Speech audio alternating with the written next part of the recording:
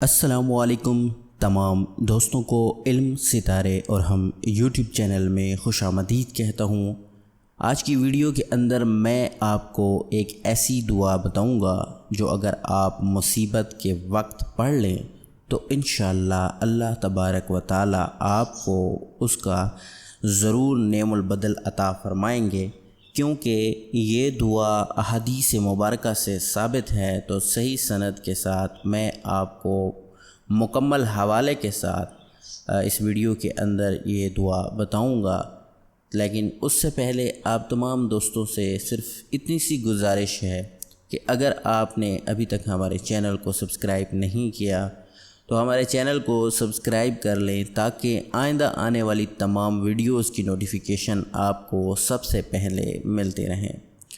تو ویڈیو کو سٹارٹ کرتے ہیں اور احادیث مبارکہ میں آپ کو پڑھ کے سنا دیتا ہوں کہ رسول کریم حضرت محمد صلی اللہ علیہ وآلہ وسلم نے فرمایا، اگر کسی بندے کو کوئی تکلیف یا صدمہ پہنچے تو وہ یہ الفاظ کہے تو اللہ تبارک و تعالی اسے ضرور اس کا نعم البدل عطا فرما دیتے ہیں۔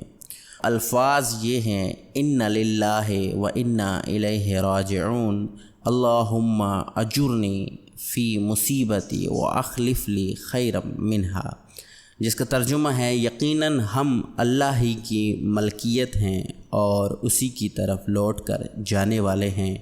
اے اللہ، مجھے میرے اس صدمے یا تکلیف کا اجر دے اور بدلے میں مجھے اس سے بہتر دے۔ یہ صحیح مسلم کی احادیث مبارکہ ہے۔ اور آپ کو ایک اور بات بھی میں بتاتا چلوں کہ آپ نے یہ دعا کب پڑھنی ہے۔ یہ دعا ہر مصیبت، اگر آپ کو کوئی بھی پریشانی، کوئی بھی تکلیف محسوس بھی ہو یا آپ کو کسی بھی نقصان کا اندیشہ تک بھی ہو، تب بھی آپ نے یہ دعا پڑھنی ہے، اور پھر دیکھیں گے کہ انشاءاللہ اللہ تبارک و تعالی آپ کو اس پریشانی، اس تکلیف کا کیسا اچھا نعم البدل عطا فرماتے ہیں۔ تو امید کرتا ہوں آپ کو ویڈیو پسند آئی ہوگی۔ پسند آئی ہے تو ہمارے چینل کو سبسکرائب کریں، اس ویڈیو کو لائک کریں اور آگے شیئر کریں۔